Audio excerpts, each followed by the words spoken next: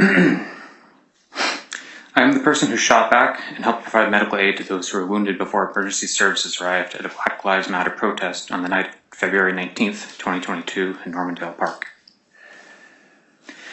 That night, Benjamin Smith took lives that cannot be replaced and inflicted wounds from which people may never recover.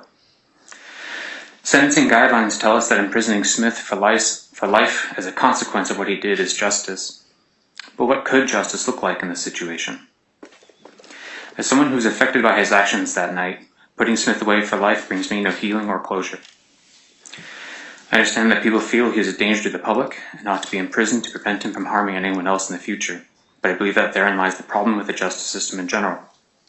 The system's measures are reactive under pretense of being proactive, operating under the belief that fear of punishment or incarceration will prevent the same event from happening again.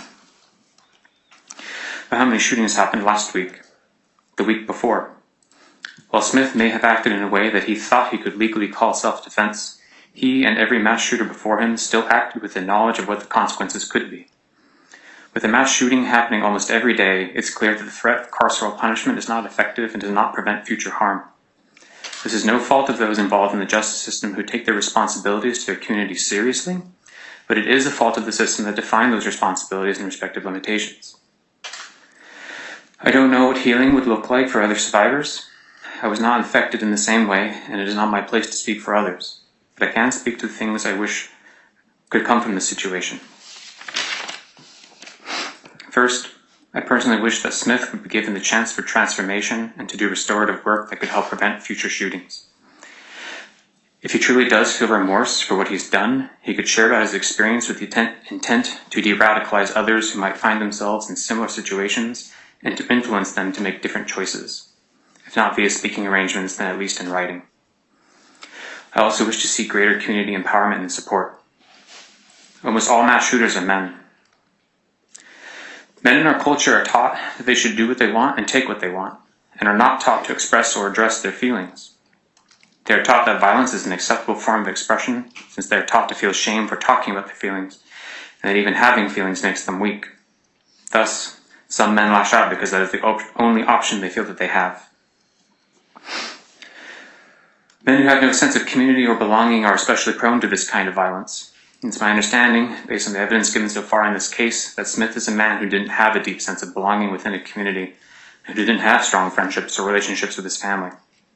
People with strong communities, people whose basic needs are being met, people with access to safety and support systems, in other words, happy people, rarely turn into violent criminals, and even more rarely into mass shooters. We need to give people and support and resources to build tight-knit, healthy communities in order to reduce violent crime, rather than rely on increased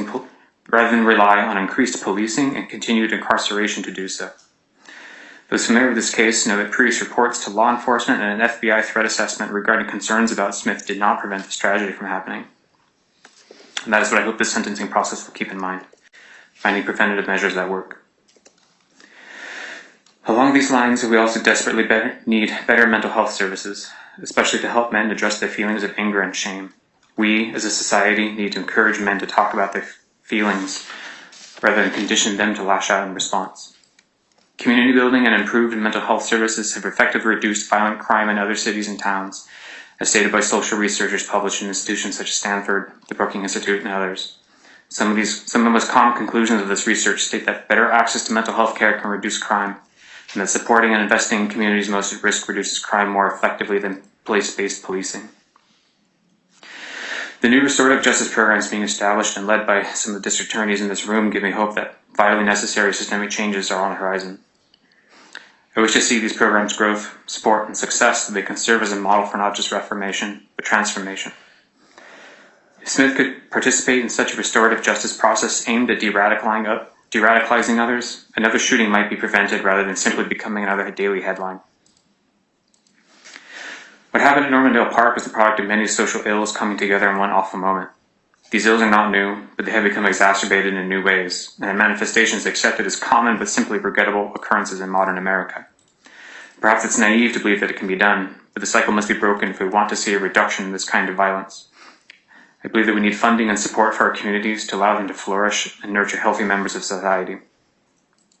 I believe that we need to find restorative alternatives to prison. I believe that we need to create proactive measures rather than reactive measures.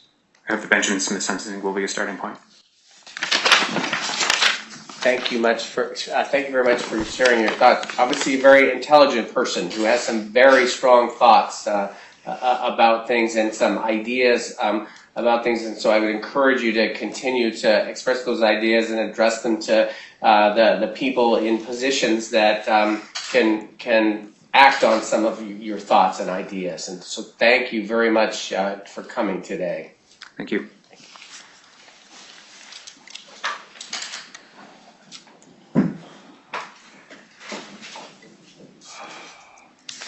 And who are we going to hear from next, Mr. Vasquez? The next individual would like to be identified by match.